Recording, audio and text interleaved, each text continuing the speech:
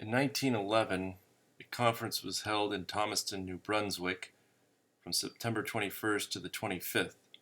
Approximately 40 were in attendance. In Walla Walla, Washington, there was an 8-day conference from October 15th to the 22nd. The Saints at Vancouver, British Columbia propose, if the Lord will, for the first time in their history, to hold a general meeting in their city during the first 5 days of August.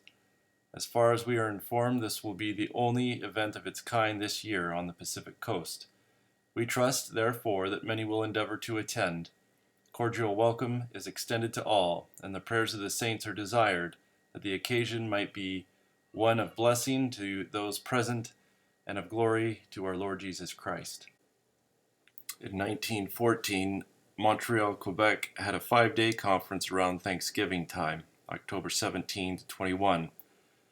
The usual daily schedule was 9 a.m. prayer meeting, 10:30 a.m. reading meeting, 3 p.m. a reading meeting, and 8 p.m. gospel meeting. In 1915, Des Moines, Iowa had a conference the last 4 days of May. Over 200 were in attendance.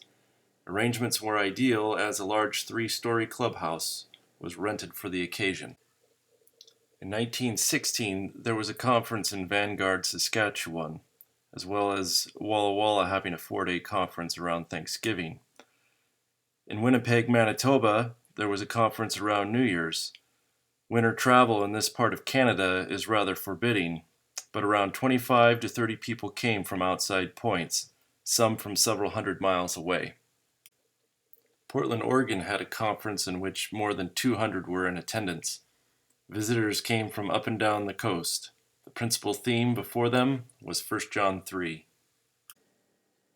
This is a photo from the 1925 Walla Walla Conference. This was a midsummer conference and there was no AC. Everyone stayed in homes. Dining was in the tent as seen in the background, and breakfast was served in the meeting room basement. This is a photo of a caravan of Model Ts traveling from California up to the Walla Walla Conference. These caravans would start with several vehicles. They would stop to cook meals by the side of the road, and sometimes they would stop and sleep under the stars.